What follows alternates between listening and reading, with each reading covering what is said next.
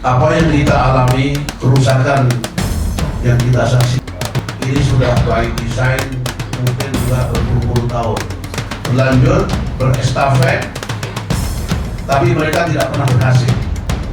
Dan titik awal daripada skenario mereka untuk menjajah dan untuk menguasai Indonesia ini, baik secara politik, secara ekonomi, secara ideologi, itu bermula daripada 98. Wassalamu ala Nabi Mustafa wa ala alihi washabihi ahlu sidqi wal wafa. Amma ba'd. Pertama, terima kasih kepada teman-teman tim ad hoc petisi 100 Pemerintahan Pak Amin Rais, Pak Maha, Ibu Sembilan, dan Pak Badrun. Mudah-mudahan pertemuan ini mendapatkan ridho dan berkah dari Allah SWT yang berikutnya akan mengantarkan kepada kemenangan bangsa Indonesia.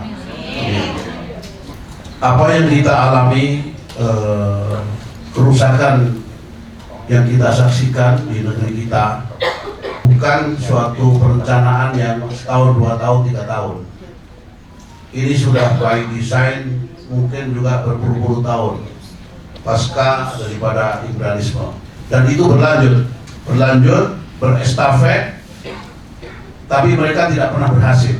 Maka sebetulnya kekuasaan dan kerakusan mereka yang ditunjukkan sekarang ini adalah merupakan desain yang sudah lama direncanakan, dan titik awal daripada skenario mereka untuk menjajah dan untuk menguasai Indonesia ini, baik secara politik, secara ekonomi, secara ideologi, itu bermula daripada 98.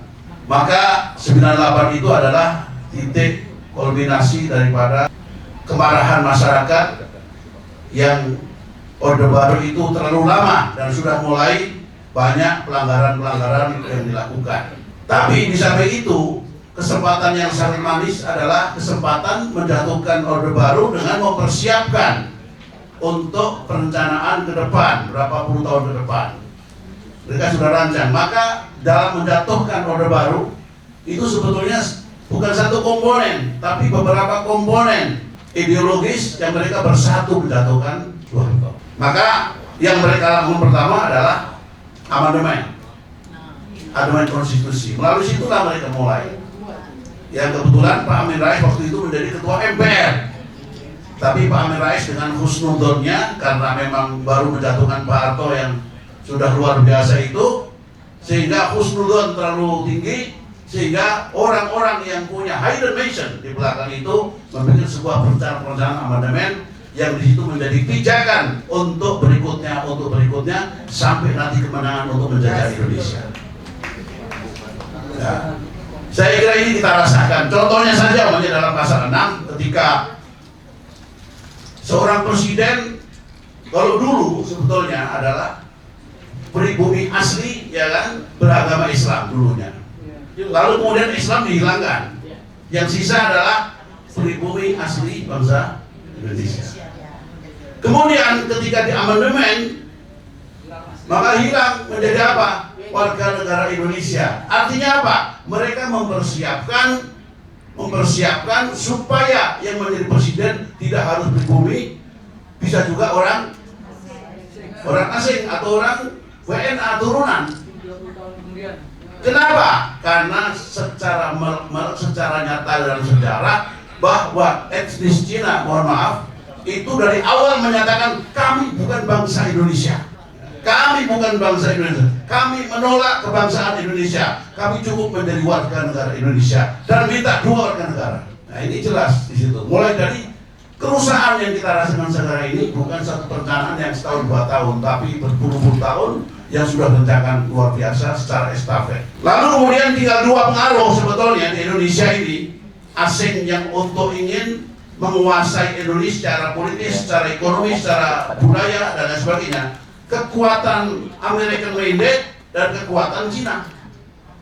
Nah, makanya di sana ada yang namanya yang dibikin oleh Yusuf Nandi, CSIS itu awalnya sebetulnya mendesain Indonesia ini agar tetap bisa dikendalikan oleh Barat, oleh Amerika. Tapi akhirnya ketika rezim Jokowi ini didesain dari awal, maka sudah ketahuan kemana arahnya. Kita bisa mengindikasikan arah pertama kemana arahnya itu adalah ketika jargon revolusi mental dikeluarkan. Begitu ada jargon revolusi mental, kita sudah menilai kemana arahnya ini, akan dibawa kemana. Karena yang namanya revolusi mental itu adalah bagaimana membebaskan manusia dari belenggu Tuhan dan keagamaan. Itu revolusi mental namanya. Supaya dia menjadi rakyat yang tidak ada belenggu sistem agama dan sistem ketuhanan. Itu revolusi mental. Setelah Jokowi awal mengatakan revolusi mental, nah betul ini, berarti arahnya mau ke sana. Kita sudah tahu. Dan sekarang sudah terus, sampai dulu sudah terindikasi ingin minta maaf kepada PKI. Kita tolak, kita demo habis-habisan.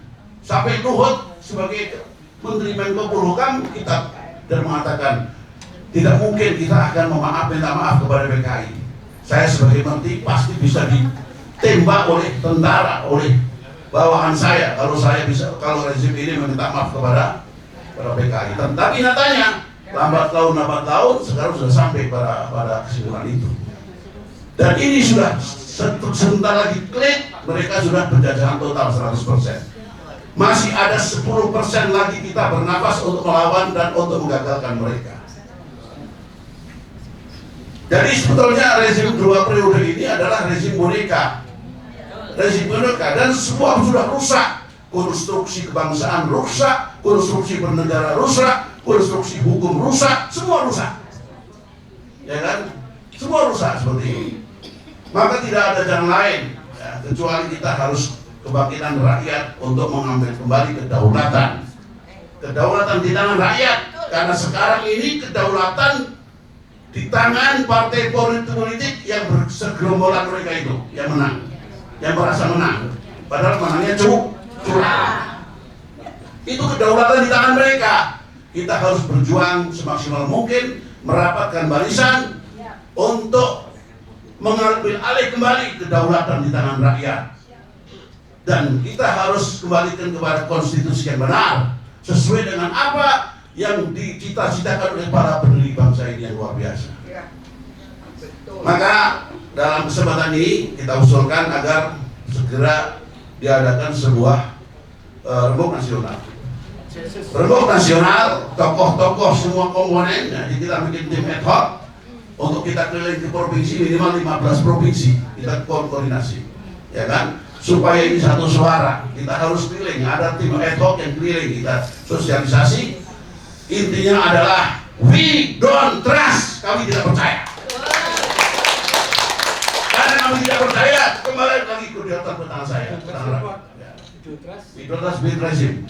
We don't trust you atau the regime. The regime. Jokowi. We don't trust with regime, with Jokowi, with regime. Karena dosanya bukan Jokowi saja. Di belakangnya Jokowi ini otak-otaknya banyak ini. Nah itu yang harus kita dongkel, kita kembalikan kepada tanah kita lagi. Saya kira itu mungkin sambutan dari saya. Sekali lagi kita hendaknya dalam waktu dekat ada rembuk nasional yang kita rencanakan dengan bagus. Kita konsolidasi membentuk tim ad hoc supaya ini benar-benar menjadi dukungan rakyat dan semua mendukung, insya Allah. Sekian, wassalamualaikum warahmatullahi wabarakatuh.